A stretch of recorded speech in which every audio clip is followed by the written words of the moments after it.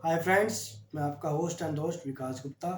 सबसे पहले धन्यवाद करूंगा कि जो पुरानी वीडियो मैंने डाली थी आईडीबीआई बैंक के बारे में, तो आपने काफ़ी सपोर्ट किया है। आज हम नई वैकेंसीज़ की बात करेंगे।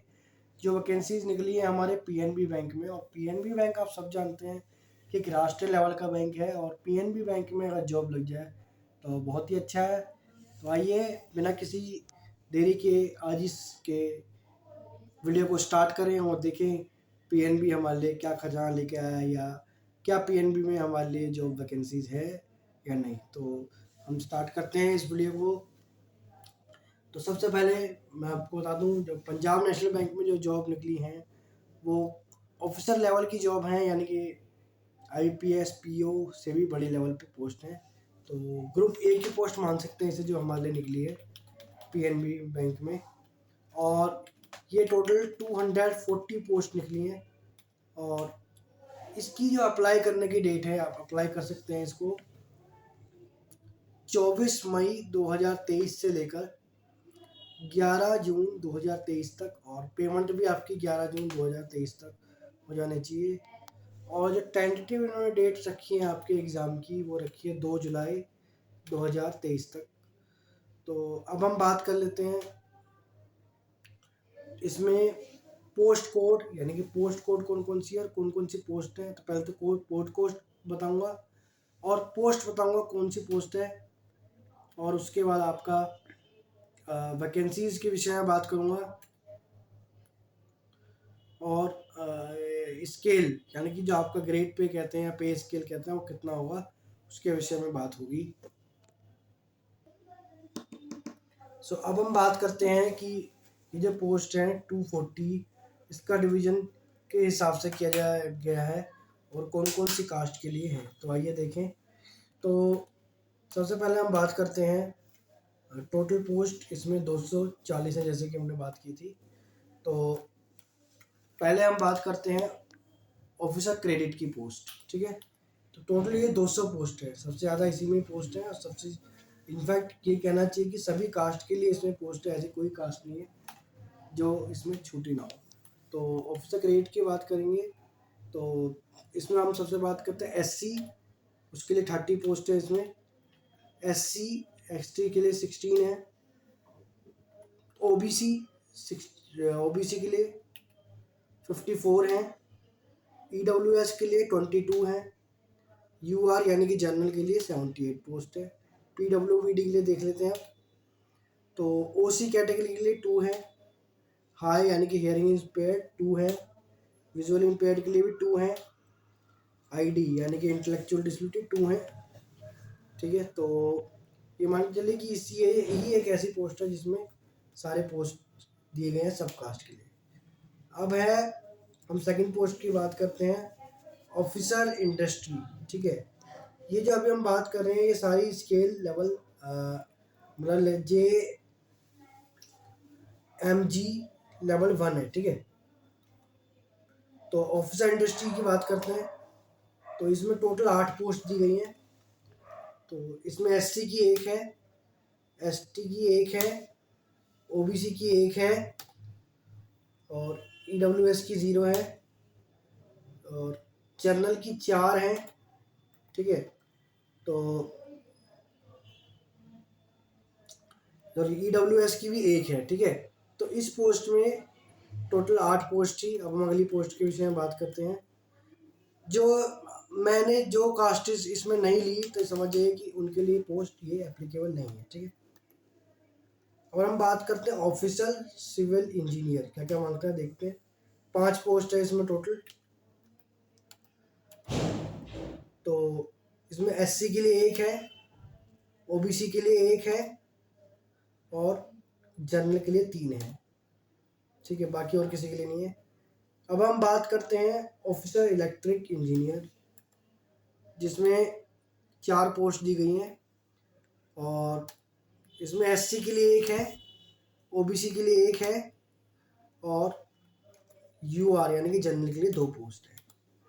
अब हम बात करते हैं ऑफिसर आर्किटेक्ट। तो इसमें ओनली 1 ही पोस्ट है, वो भी जनरल के लिए। ऑफिसर इकोनॉमिक्स की बात करते हैं तो इसमें 6 पोस्ट हैं, जिसमें एससी के लिए 1 है, ओबीसी के लिए 1 है और जनरल के लिए 4 है। अब हम मैनेजर्स इकोनॉमिक्स की बात करते हैं, सेकंड स्केल पे है। तो इसमें टोटल 4 पोस्ट है, ठीक है। ये एमएमजे सेकंड आ गया, एमएमजी सॉरी। तो इसमें 4 पोस्ट दी गई हैं, जिसमें SC1 यानी कि इसके SC के लिए 1 है, ओबीसी के लिए भी 1 ही है और जनरल के लिए 2 पोस्ट है। मैनेजर डेटा साइंटिस्ट की बात कर लेते हैं, और इसमें 3 पोस्ट है और तीनों ही जनरल के लिए रिजर्व्ड है।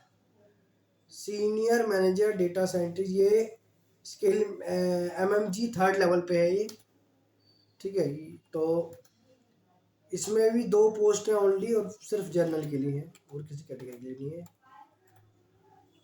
मैनेजर साइबर सिक्योरिटी, ये एमएमजी लेवल 2nd पे है ये, और इसमें पोस्ट हमारी 4 दी हुई हैं ओनली, जिसमें एससी की 1 है, ओबीसी की 1 है और जनरल की 2 है। सीनियर मैनेजर साइबर सिक्योरिटी की बात कर लें तो 3 पोस्ट है इसमें, जिसमें ओबीसी 1 है, जनरल की 1 है, 2 है, ठीक है।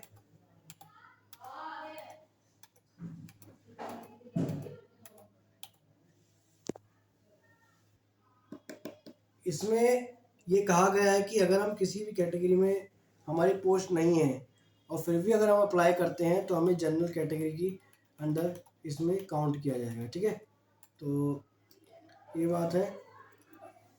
इसमें क्या है कि हर ब्रांच में पीडब्ल्यूबीडी को एम्प्लॉय करना पॉसिबल नहीं है, क्योंकि कई ब्रांचें ऐसी हैं जो एक्सेसिबल नहीं है, ठीक है, और वो उनके लिए सूटेबल भी नहीं है। और जो कैंडिडेट है उन्हें कहीं भी पोस्ट किया जा सकता है, कोई भी ब्रांचेज में। अब हम एलिजिबिलिटी क्राइटेरिया की बात कर लेते हैं। तो पहली बात, नेशनलिटी आपकी सिटीजनशिप होनी चाहिए, ठीक है, या आप नेपाल, भूटान या तिब्बत रेफ्यूजी हो जो कि 1962 से पहले आए हो, और आपके पास गवर्नमेंट का माइग्रेटरी सर्टिफिकेट होना चाहिए, ठीक है। हमारी नेशनलिटी जो है इंडियन तो होनी ही चाहिए, साथ के साथ जो भी नेपाल या भूटान, पाकिस्तान या जो भी तिब्बतन रेफ्यूजी है जो 1962 से पहले इंडिया में आके रह रहा है, परमानेंट सेटल हो रहा है, तो इसके लिए वो एलिजिबल है। या अदर कंट्री से कोई आता है, जैसे युगांडा है, जाम्बिया है, इथोपिया है, अगर उनसे कोई आता है और उनकी इंटेंशन है इंडिया में परमानेंट सेटल होने की, तो वो भी इसके लिए अप्लाई कर सकता है, ठीक है। तो लेकिन शर्त वही है कि उन्हें फिर वो गवर्नमेंट का सर्टिफिकेट पेश करना होगा रिक्रूटमेंट के दौरान। अब हम एज की बात कर लेते हैं, तो पोस्ट के हिसाब से बात करेंगे।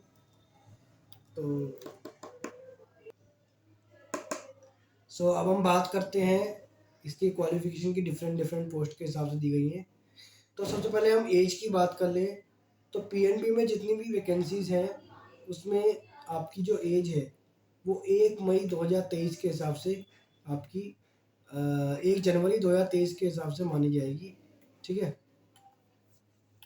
तो अब हम बात करते हैं एजुकेशन क्वालिफिकेशन की।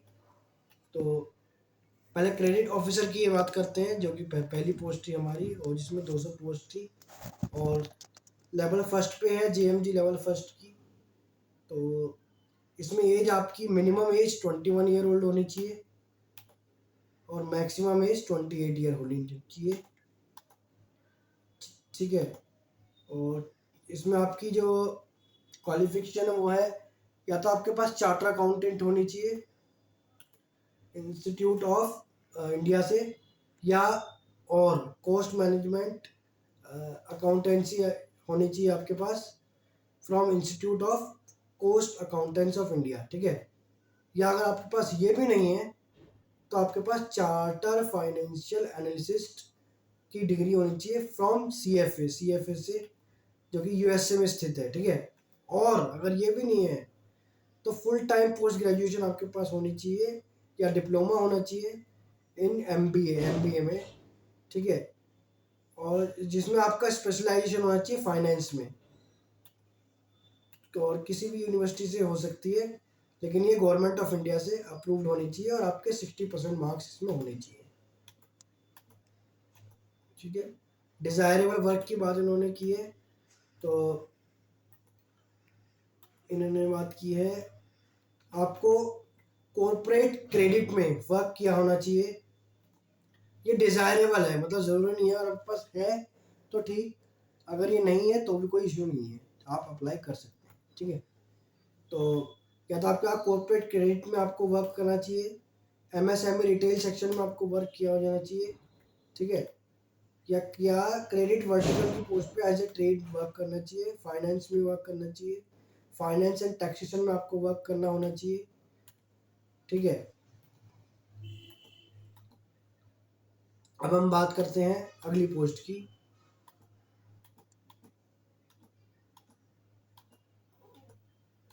ऑफिसर इंडस्ट्री, ये भी जेएमजी फर्स्ट लेवल की पोस्ट है, जैसे हमने बताया था। तो इसमें मिनिमम एज 21 साल है सेम, और मैक्सिमम एज आपकी 30 साल है। ठीक है। तो अब इसकी में जो है, अब क्वालिफिकेशन की बात कर लें तो आपका फुल टाइम डिग्री होनी चाहिए बीईई बीटेक में, और या फिर इलेक्ट्रॉनिकल, केमिकल, सिविल टेक्सटाइल में आपके पास डिग्री होनी चाहिए, mining metallurgy from any institute. ठीक है। जो कि गवर्नमेंट ऑफ इंडिया के द्वारा रिकॉग्नाइज होगी। ठीक है।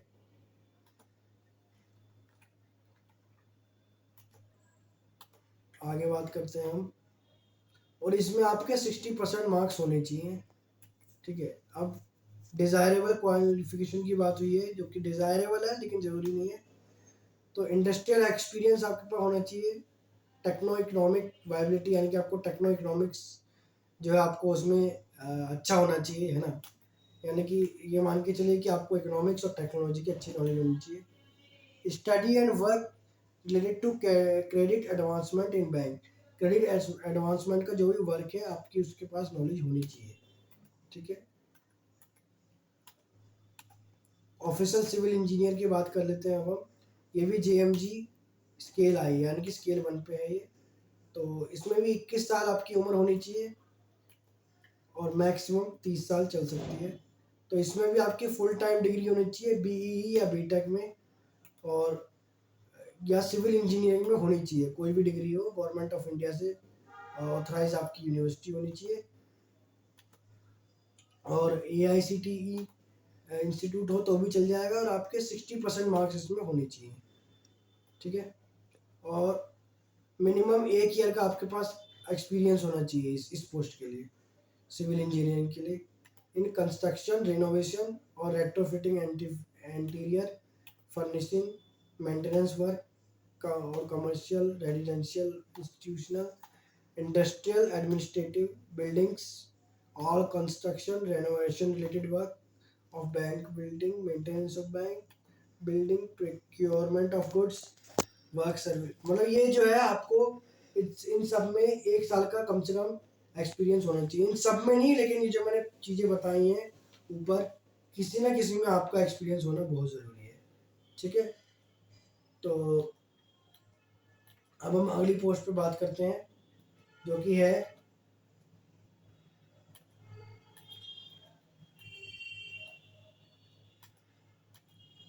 ऑफिसर लेवल की है। ये भी इलेक्ट्रिकल इंजीनियर की है।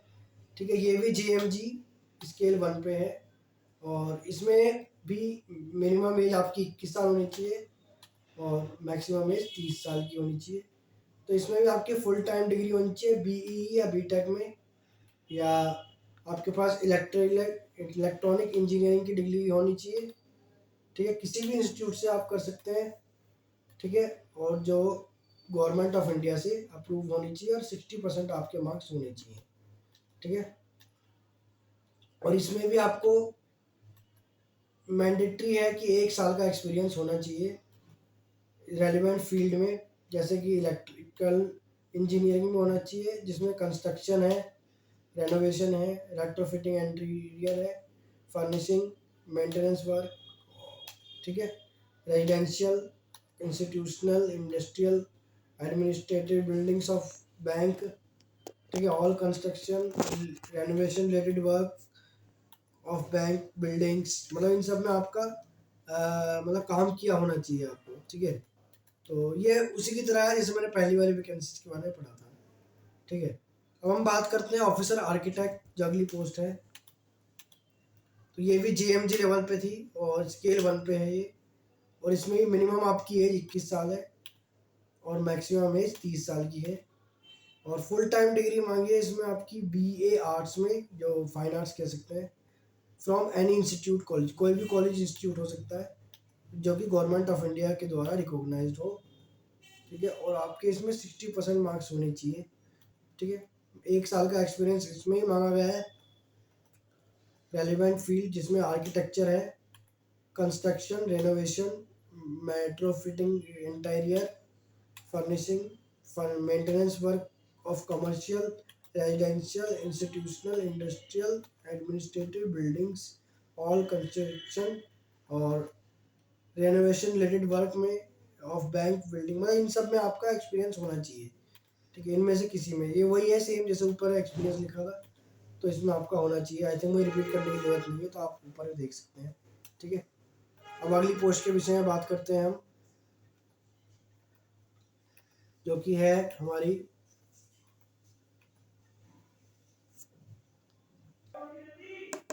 अब हम बात करेंगे अगली पोस्ट, यानी कि ऑफिसर इकोनॉमिक्स लेवल की है। ये भी ग्रेड लेवल 1 की है, जेएमजी लेवल 1। सो इसमें भी आपकी 21 ईयर ओल्ड होनी चाहिए मिनिमम एज, और मैक्सिमम एज 30 ईयर ओल्ड होनी चाहिए। सो इसमें आपकी फुल टाइम ग्रेजुएशन मांगी गई है। इसमें इकोनॉमिक्स में आपकी डिग्री होनी चाहिए, और इकोनॉमिक्स, अगर बीए इकोनॉमिक्स हो तो बहुत ही अच्छा है, वरना आपके पास इकोनॉमिक्स सब्जेक्ट तो कम से कम होना चाहिए। और ये किसी इस यूनिवर्सिटी से होना चाहिए जो गवर्नमेंट ऑफ इंडिया से सर्टिफाइड है, ठीक है। या अगर आपके पास ये नहीं है,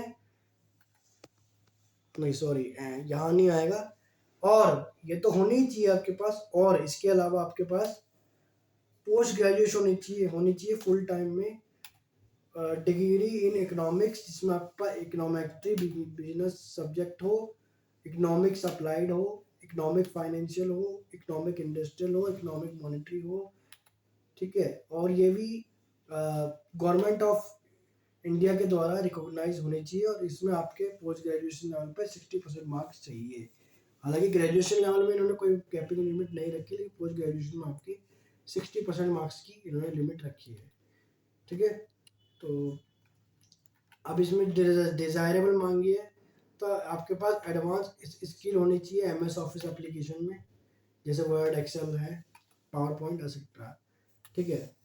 इकोनॉमिक ट्रिक के लिए आपको मॉडलिंग एंड फोरकास्टिंग की नॉलेज होनी चाहिए, ठीक है। तो सॉरी, जो इकोनॉमिक की इन्होंने पोस्ट अलग कैटेगराइज कर रखी है, तो इसके लिए क्वालिफिकेशन ये लिखी है कि फोरकास्टिंग होनी चाहिए आपके पास, ठीक है। और इसमें आपके पास एडवांस स्किल भी होनी चाहिए डेटा साइंस में, जैसे SAS, Python and etcetera. Candidate with any internship work, यानी कि आपने अगर इंटर्नशिप की हुई है या आपके पास एक्सपीरियंस है किसी भी ऑर्गेनाइजेशन से, जैसे कोई मिनिस्ट्री से हो या RBI से हो, या department of state bank rating and etcetera, will be given preference, उसको प्रेफरेंस दी जाएगी, ठीक है। इस पोस्ट के लिए, ऑफिसर इकोनॉमिक पोस्ट के लिए इन्होंने कहा गया है, ठीक है। तो ये बात है। अब हम अगली पोस्ट की बात करते हैं, यानी कि मैनेजर इकोनॉमिक्स की है, स्केल 2 लेवल पे है, और ये अब MMG लेवल की पोस्ट आ गई, ठीक है। तो इसमें आपकी एज 25 ईयर ओल्ड होनी चाहिए मिनिमम, और मैक्सिमम एज 35 ईयर ओल्ड होनी चाहिए। इसमें आपकी फुल टाइम ग्रेजुएशन चाहिए, डिग्री विद इकोनॉमिक्स, यानी कि इकोनॉमिक्स में डिग्री हो पहले की तरह, या मतलब BA इकोनॉमिक्स हो, या आपके पास इकोनॉमिक्स मेन सब्जेक्ट होना चाहिए किसी भी यूनिवर्सिटी से जो कि आपने की हो, और वो गवर्नमेंट ऑफ इंडिया से सर्टिफाई होनी चाहिए, ठीक है। कि और आपके पास फुल टाइम ग्रेजुएशन होनी चाहिए इन इकोनॉमिक्स, इकोनॉमेट्रिक बिजनेस में, इकोनॉमिक्स अप्लाइड में, इकोनॉमिक फाइनेंस में, economic industrial, economic monetary economics from any recognise university, मतलब किसी भी यूनिवर्सिटी से आपके पास सब्जेक्ट्स होने चाहिए पढ़े लिखे हुए। ठीक है, और 60% मार्क्स की रिक्वायरमेंट है। ठीक है, डिज़ायरेबल इन्होंने मांगी है कि आपके पास एडवांस स्किल होनी चाहिए MS Office Word PowerPoint Excel की। ठीक है, इकोनोमेट्रिक के लिए फिर से वही बात की है इन्होंने कि आपको मॉडलिंग फोरकास्टिंग मैंडेटरी है इसमें, और 2 साल का आपके पास एक्सपीरियंस होना चाहिए इस पोस्ट के लिए। ठीक है, किसी भी फाइनेंशियल इंस्टीट्यूशन में काम करते हुए। ठीक है, चाहे वो सेंट्रल गवर्नमेंट का हो, स्टेट गवर्नमेंट का हो, या किसी बैंक में आप काम कर रहे हैं, तो उसके लिए 2 साल का काम आपको काम करना होना चाहिए। ठीक है, और वो प्राइवेट भी हो सकता है या ब्रोकरेज एजेंसी भी कोई भी हो सकती है। ठीक है, और आपके पास एक्सपोजर होना चाहिए रिसर्च रिलेटेड टू, आपके पास इसमें एक्सपोजर भी होना चाहिए जिसमें आपने रिसर्च की हो इकोनॉमिक्स में। ठीक है, और आपके पास रिसर्च पेपर भी पब्लिश होने चाहिए इन रिप्यूटेड जर्नल, मतलब किसी भी जर्नल में आपके पेपर्स में पब्लिश होने चाहिए। ठीक है, इन डेटा साइंस में, और tools SAS and etcetera with industry based projection in future trend analyzing and economics and financial development indicator of national and international assessment, ये टॉपिक्स है, इन पे आपका मतलब जनरल में कोई भी पेपर आपका पब्लिश हो सकता है। ठीक है, तो आई थिंक मुझे टॉपिक्स पढ़ने की जरूरत नहीं है, आगे चलते हैं हम नेक्स्ट पोस्ट पे।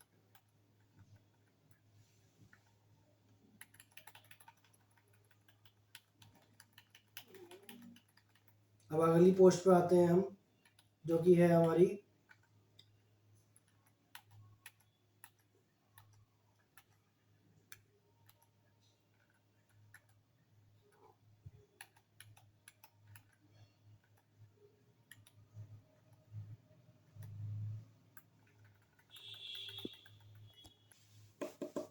अब हम बात करते हैं अगली पोस्ट, जो कि है मैनेजर लेवल की है और डेटा साइंटिस्ट की पोस्ट है।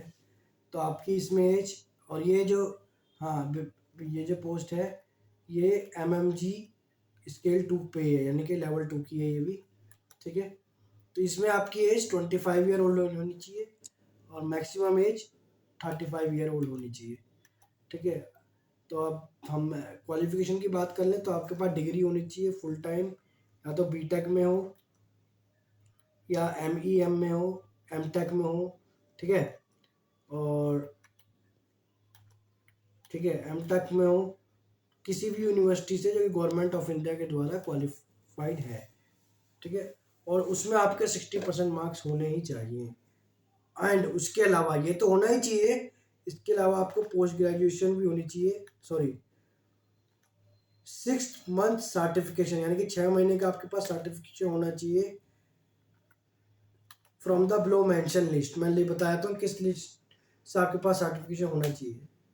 ठीक है, तो और वो भी डेटा एनालिटिक डेटा साइंस में। ठीक है, और मिनिमम 3 ईयर का आपके पास एक्सपीरियंस होना चाहिए डेटा साइंस में, आर्टिफिशियल इंटेलिजेंस मशीन में, लर्निंग मॉडल में डेवलपमेंट। ठीक है, ये कह रहा है preference will be given to those candidate, preference उन कैंडिडेट को दी जाएगी जिनके पास बैंकिंग और फाइनेंस में एक्सपीरियंस है। ठीक है, और जो आर्टिफिशियल इंटेलिजेंस मशीन का काम करते हैं बैंकिंग में, तो उनको प्रेफरेंस दी जाएगी। जैसे हम देखते हैं आजकल बैंकिंग में भी कहीं ना कहीं जो फिनटेक कंपनी आ रही है उसमें आर्टिफिशियल इंटेलिजेंस का यूज़ हो रहा है।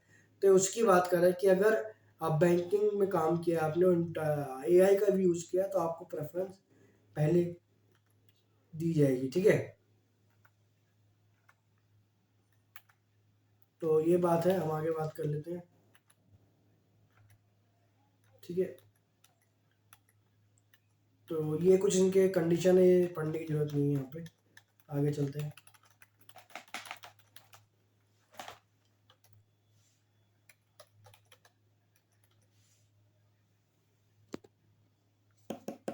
अब हम बात करते हैं अगली पोस्ट, यानी कि सीनियर मैनेजर है ये, और डेटा साइंटिस्ट में ये डेटा साइंटिस्ट की। इसमें आपकी एज 27 ईयर ओल्ड मांगी गई है मिनिमम एज, और मैक्सिमम एज है 38 ईयर।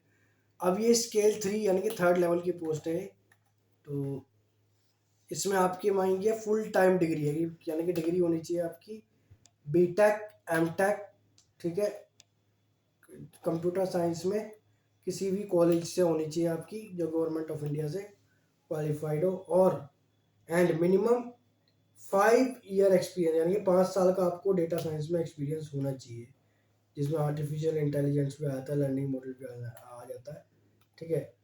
तो जिसमें लैंग्वेज प्रोसेसिंग वगैरह सब आ जाता है। तो 5 साल का आपको इसमें एक्सपीरियंस मांगा गया है, ठीक है। तो ये लिखा है इसमें क्या क्या करना चाहिए आपको। ये शायद वही ये पहले की तरह है, तो मुझे यहाँ रिपीट करने की जरूरत नहीं है, जो डेटा साइंटिस्ट में है उसी की तरह है। और इसमें इसमें लैंग्वेज पाइथन मांगी गई है आपकी, और जावा मांगी गई है, और पाई स्पार्क जावा मांगी गई है, और जावास्क्रिप्ट की नॉलेज आपको होनी चाहिए। आगे बात करते हैं हम,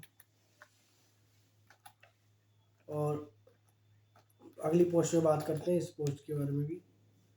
काम खत्म।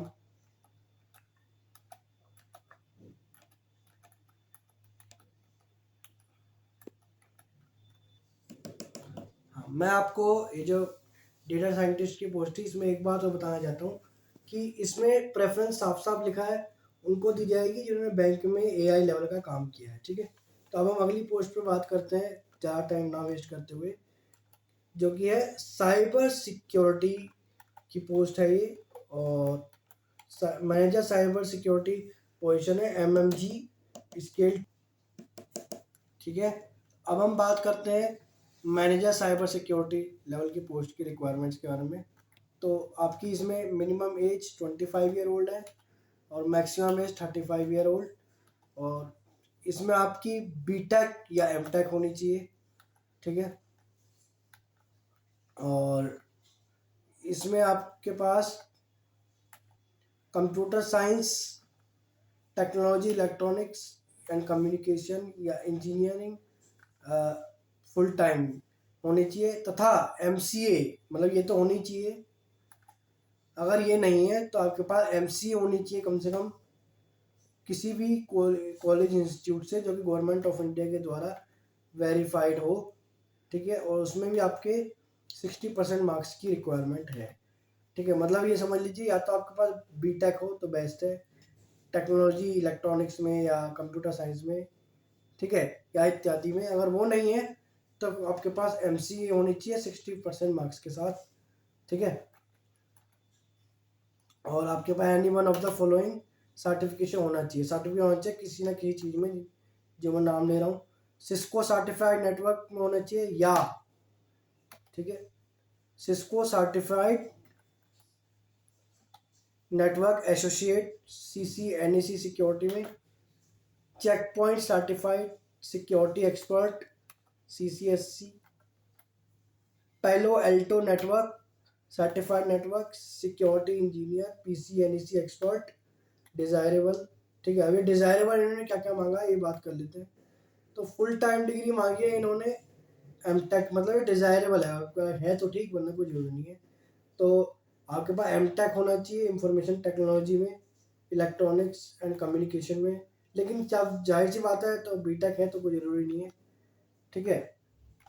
और मिनिमम 3 ईयर वर्क एक्सपीरियंस होना चाहिए आपके पास, in which at least 2 year experience in managing cyber security, मतलब 2 साल आपको कम से कम साइबर सिक्योरिटी का मैनेजमेंट करना होना चाहिए एक्सपीरियंस में, ठीक है। जिसमें इन लार्ज डेटा सेंटर होता है उसमें, ठीक है। तो इवेंट मैनेजमेंट आपको होना चाहिए experience, security handling security devices such as fibre NIPS, मतलब ये आपको मैनेज करना आना चाहिए। LTDS US वॉक application delivery controller ADC, audit experience specially on application testing, मतलब ऑडिट एक्सपीरियंस भी आपको होना चाहिए एप्लीकेशन टेस्टिंग में, ठीक है। Penetration testing using automated tools should be working in shift duty, अच्छा मतलब आपको शिफ्ट ड्यूटी इसमें मिल सकती है। मतलब चाहे तो आपको दिन में काम कराएं तो भी आपको काम करना होगा, चाहे रात में कराएं तो भी आपको काम करना पड़ेगा, ठीक है। और सेंटर ऑफ एक्सलेंस सीको in cyber security and intellectual so job is related to management operation. अच्छा, मैनेजमेंट ऑपरेशन रिलेटेड ये जॉब है। और मॉनिटरिंग ऑफ साइबर सिक्योरिटी। अच्छा, साइबर सिक्योरिटी ऑपरेशन सेंटर है, वो आपको मॉनिटर करने होंगे इस जॉब के लिए, ठीक है। एनालिसिस, या एनालिसिस करना पड़ेगा कि आपके यहाँ की सिक्योरिटी कैसी है, ठीक है। और management monitoring of parameter security, ये वही सिक्योरिटी की बात कर रहा है कि आपको देखने पड़ेगी, जैसे फायरवॉल होते हैं कंप्यूटर में, हम देखते हैं निप्स, डीडॉस, वॉफ, ADC and any other preventive detective cyber security components and any other job allocated as per the organisation requirement. अच्छा, मतलब ये तो आपको काम करना ही है, अगर कोई भी ऑर्गेनाइजेशन आपको दूसरा काम भी देती है तो वो भी आपको करना पड़ेगा, ठीक है। और मैंडेटरी कह रहा है हैंड ऑफ एक्सपीरियंस तो आपका होना ही चाहिए, किसमें, फाइल वेल कॉन्फ़िगर करने में, ठीक है। फाइल, ठीक है। तो ये है, ये तो खैर पढ़ने की जरूरत नहीं है, आगे पढ़ते हैं हम। अब हम बात करते हैं सीनियर मैनेजर जो कि साइबर सिक्योरिटी में है। तो ये भी स्केल 3 यानी कि थर्ड लेवल पे है, MMG स्केल 3। और इसमें आपकी एज में 27 ईयर ओल्ड होनी चाहिए और मैक्सिमम एज 30 ईयर ओल्ड होनी चाहिए। मैंडेटरी वही है कि आपके पास बीटेक होनी चाहिए कंप्यूटर साइंस में, इंफॉर्मेशन टेक्नोलॉजी में, इलेक्ट्रॉनिक्स एंड कम्युनिकेशन में, engineering in full time in MCA, या तो आपका MCA भी होनी चाहिए फ्रॉम गवर्नमेंट, मतलब किसी भी गवर्नमेंट इंस्टीट्यूट से आपके पास MCA होनी चाहिए, ठीक है। और आपके पास उसमें 60% मार्क्स होने ही चाहिए, ठीक है।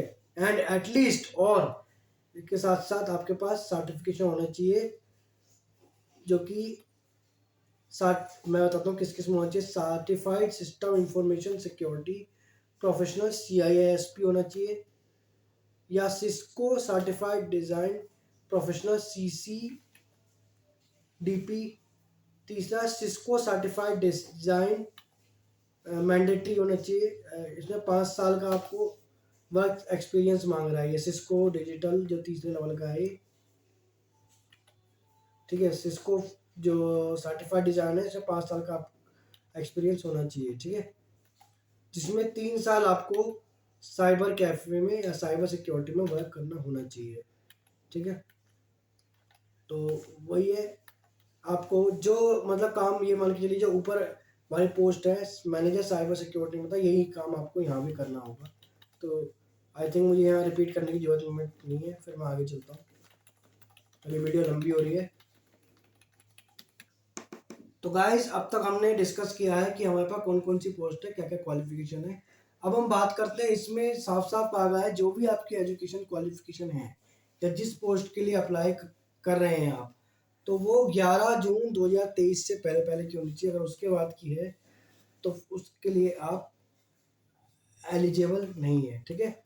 तो ये अगर आपके पास कोई सर्टिफिकेट भी लगाना चाहते हैं तो वो 11 जून 2023 से पहले का होना चाहिए, ठीक है। और डेट्स भी सेम यही है, 11 जून 2023 की होनी चाहिए, ठीक है। और फॉर्म भरते समय आपको परसेंटेज अपनी डालनी होगी, ठीक है।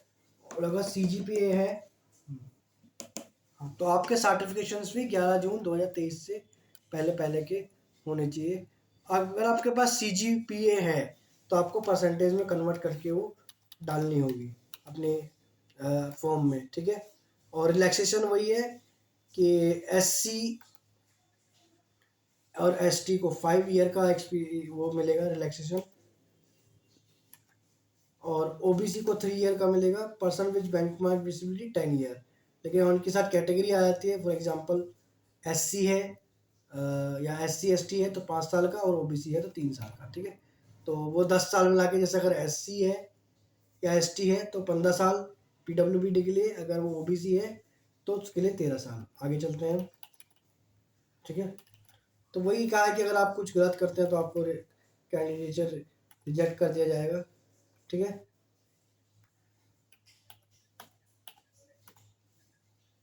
कास्ट जो है वो इसमें सेंट्रल गवर्नमेंट का ही चलेगा, ठीक है। और ओबीसी कैंडिडेट का इसमें एक लो है कि कैंडिडेट जो है क्रीमी लेयर का नहीं होना चाहिए। क्रीमी लेयर मतलब कि उसके पास दो सर्टिफिकेट नहीं हो सकते, या तो वो एज ओबीसी से अप्लाई ना ही करे तो ही अच्छा है, या तो वो पीडब्ल्यूबीडी से अप्लाई करे या ओबीसी से, ठीक है। तो ये बात है। आगे चलते हैं हम।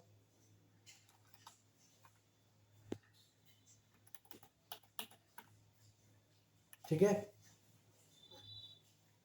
अब एक्स सर्विसमैन की बात होती है तो उनको भी गवर्नमेंट ऑफ इंडिया की तरफ से 5 साल का रिलैक्सेशन दिया गया है, ठीक है। और वो गवर्नमेंट ऑफ इंडिया की गाइडलाइंस को फॉलो करेंगे, ठीक है।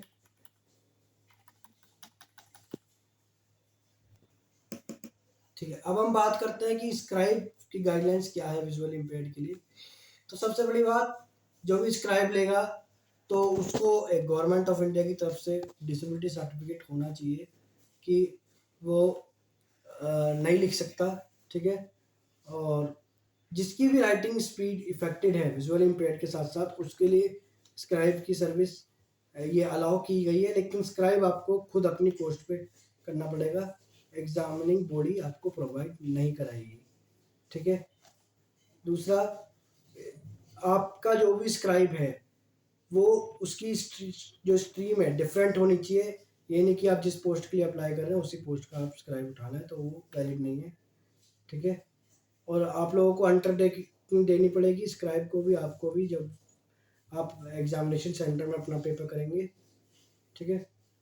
और अगर पता चलता है कि कोई भी कैंडिडेट या स्क्राइब ने सही डिटेल नहीं दी तो उनका कैंडिडेचर रिजेक्ट हो जाएगा, ठीक है।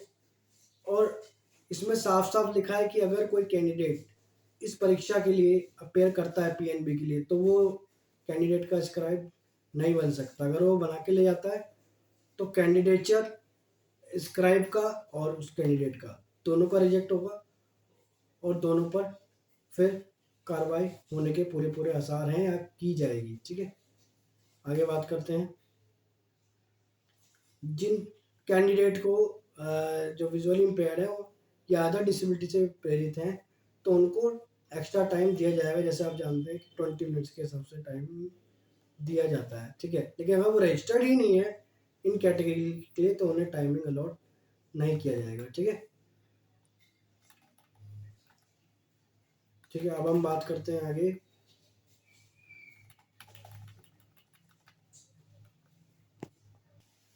अब हम बात करते हैं इस पेपर के सिलेबस की। तो इसमें जैसे मैंने कहा कि 2 पेपर होंगे। पहला पेपर आपका प्री लेवल का होगा और दूसरा इंटरव्यू। तो सबसे पहले हम बात करें प्री लेवल के पेपर की। तो पार्ट आई, जिसमें रीजनिंग है आपकी 25 नवंबर की 25 क्वेश्चन आएंगे, ठीक है।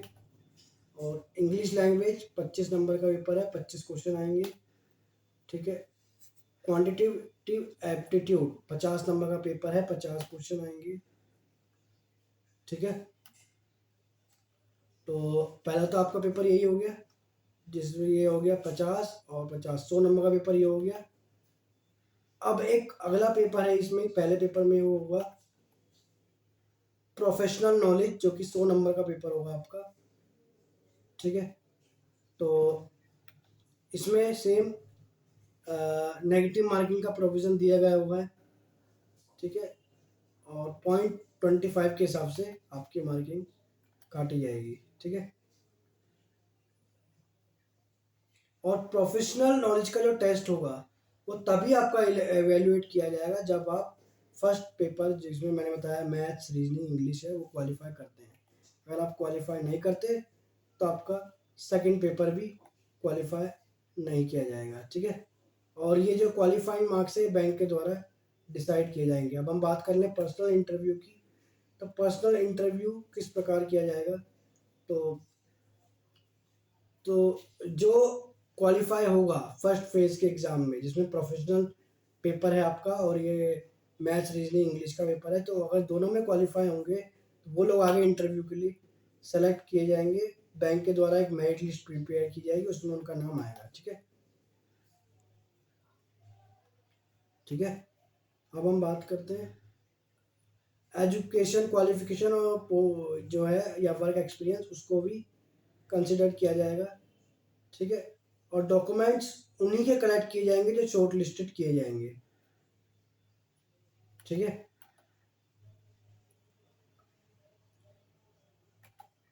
अब हम आगे बात करते हैं। तो डॉक्यूमेंट आपके पहले जमा करा लिए जाएंगे इसमें, फिर आपको इंटरव्यू के लिए बुलाया जाएगा, ठीक है। और इंटरव्यू आपका 50% मतलब 50 मार्क्स का होगा, जिसमें से 45% जो हैं आपको लाने होंगे, ठीक है। तो ये जो है SC ST के लिए है 45% हो, और 50% अदर के लिए हैं, ठीक है। तो और जो भी आप मिनिमम मार्क्स क्वालिफाई करते हैं उसके हिसाब से आपको अपॉइंटमेंट लेटर प्रोवाइड कराया जाएगा, ठीक है। इसमें साफ साफ लिखा है कि आपको दोनों पेपर कंप्लीट करने पड़ेंगे, इंटरव्यू और जो प्रोफेशनल पेपर है, दोनों आपको कंप्लीट करने पड़ेंगे, ठीक है। हम आगे बात करते हैं। अगर हम इसके एग्जामिनेशन सेंटर्स की बात करें तो ऑल ओवर इंडिया में ये पेपर कंडक्ट किया जाएगा, जो डिफरेंट डिफरेंट जो सेंटर्स दिए हुए हैं। अगर हम इसके एग्ज़ाम सेंटर्स की बात करें तो इसका जो पेपर है पूरे ऑल ओवर इंडिया में डिफरेंट डिफरेंट जगह पे कराया जाएगा। जैसे मैं कुछ जगहों के नाम ले रहा हूँ: मध्य प्रदेश, दिल्ली, भोपाल, दिल्ली MCR, ठीक है, अहमदाबाद, अमृतसर एंड इत्यादि। और आपको सेंटर पे जाने का जो खर्च है वो स्वयं ही करना पड़ेगा, और आप पेपर में प्रेफरेंस वाइज भर सकते हैं कि आपको कौन सा सेंटर पहले चाहिए या कौन सा सेंटर नहीं चाहिए। अगर कोई दिक्कत आती है तो बैंक के पास पूरा राइट है, वो सेंटर चेंज कर सकता है, ठीक है। और अगर कोई भी इंजीनियरिंग होती है तो बैंक रिस्पॉन्सिबल नहीं है, ठीक है। और बैंक के पास पूरा अधिकार है कि वो एग्ज़ाम की डेट चेंज कर सकता है। अब हम बात करते हैं एप्लीकेशन फ़ीस। एप्लीकेशन फ़ीस जाहिर सी बात है नॉन रिफंडेबल है, और SC ST PWBD के लिए ओनली जो पेमेंट है 59 रुपीज़ है, और जनरल और OBC के लिए 1180 रुपये की है, ठीक है। अब हम बात करते हैं कि एक कैंडिडेट एक ही पोस्ट के लिए अप्लाई कर सकता है इसमें, ठीक है। और एक से ज़्यादा एप्लीकेशन सबमिट नहीं की जा सकती, ठीक है। और अगर एक ही अगर कैंडिडेट ऐसा करता है, एक से ज़्यादा पोस्ट के लिए अप्लाई करता है, तो फाइनल जो उसने रजिस्ट्रेशन की है वो माना जाएगा, लेकिन उसकी जो पुरानी फीस है वो भी उसको रिफंड नहीं की जाएगी, ठीक है। बिफोर अप्लाइंग कैंडिडेट को ये देखना होगा कि क्या इन पोस्ट के लिए वो एलिजिबल है, क्योंकि उसको जो एप्लीकेशन फ़ी है वो रिफ़ंड नहीं की जाएगी। और बैंक के पास पूरा अधिकार है कि उसकी एप्लीकेशन रिजेक्ट कर सके, कि अगर वो बैंक के रूल्स एंड रेगुलेशन के हिसाब से या इस नोटिफिकेशन के हिसाब से नहीं है, ठीक है।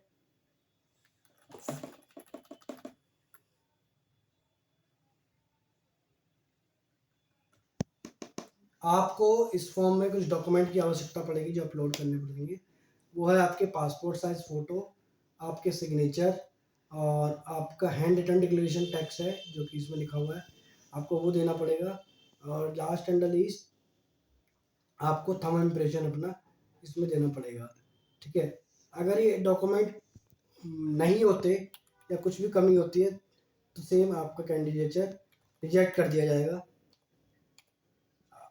अब हम बात करते हैं कि इसमें डॉक्यूमेंटेशन जो है किस प्रकार दिए जाएंगे। सबसे पहले हम बात करते हैं फ़ोटोग्राफ की। तो आपकी फ़ोटोग्राफ 4.5 cm से लेके 3.5 cm तक होनी चाहिए, ठीक है। फ़ोटोग्राफ आपकी रिसेंट होनी चाहिए, ये नहीं कि आप पुरानी फ़ोटोग्राफ डाल दें, ठीक है। और ये कलर में होनी चाहिए और वाइट बैकग्राउंड पीछे होना चाहिए। और कैमरा की तरफ आपको रिलैक्स फेस में देखना है, स्ट्रेट लेवल पे। और अगर सनी डे में लेते हैं तो सन छुपाकर आपको ये फ़ोटो देनी होगी, ठीक है। अगर फ्लैश में देनी है तो रेड आई आपको नहीं दिखानी चाहिए, ग्लासेस उतार के दे तो ही अच्छा है, ठीक है। और रिलीजियस जो है आप पहन सकते हैं, रिलीजियस कोई भी मैटर है। दूसरा, फ़ोटो 20 केबी से 50 केबी तक की होनी चाहिए। अगर 50 केबी तक से है तो अपलोड नहीं होगा, ठीक है। सिग्नेचर की बात करें तो सिग्नेचर आपको वाइट पेपर पे ब्लैक पेन से करने होंगे, ठीक है। और 10 से 20 केबी तक की आपकी फाइल होनी चाहिए। लेफ्ट टाइम इम्प्रेशन के बारे में बात करें तो एक वाइट पेपर पे आपको अपना थाम इम्प्रेशन लगाना है, ब्लैक या ब्लू इंक से लगा सकते हैं। और ये भी 20 से 50 केबी तक की फाइल होनी चाहिए। हैंड रिटन डिक्लेरेशन की बात कर लेते हैं तो ये आपको ब्लैक इंक से लिखना है वाइट पेपर पे और जेपीजी फाइल बना के कन्वर्ट करके बनानी है, और ये 50 से 100 केबी होनी चाहिए। अच्छा, इसमें प्रूफ ऑफ एज के तौर पे आपको बर्थ सर्टिफिकेट डालना है, ठीक है। तो अगर नहीं है तो वैसे 10th की मार्कशीट भी डाल सकते हैं, और कास्ट सर्टिफिकेट डालना है अगर वो है तो, ठीक है। तो ये 500 केबी तक का होना चाहिए, ठीक है। तो आपको यहाँ पे अपनी मार्कशीट्स भी अपलोड करनी पड़ेगी, सारी पीडीएफ में है। 500 केबी तक की होनी चाहिए, जैसे 10th 12th ग्रेजुएशन लेवल की जो है उन्होंने मांगी है, तो आपके पास होनी चाहिए। अगर क्वालिफिकेशन है तो वो भी आप डाल सकते हैं, ठीक है। तो ये जो सिग्नेचर हैंड रिटन डिक्लेरेशन है ये कैंडिडेट के द्वारा ही होनी चाहिए, ऐसा नहीं कि कोई और कर दे तो वो मैच नहीं करेंगे, ठीक है। और सिग्नेचर जो आपको करने हैं वो इस स्मॉल लेटर में करने हैं, कैपिटल लेटर में नहीं करने, ठीक है। ये है। और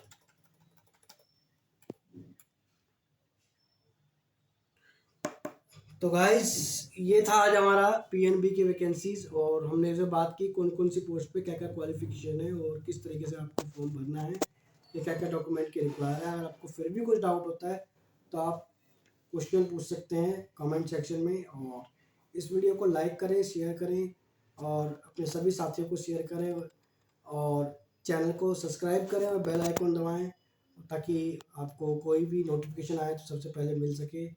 और मिलते हैं फिर किसी अगले वीडियो में, तब तक के लिए बाय बाय।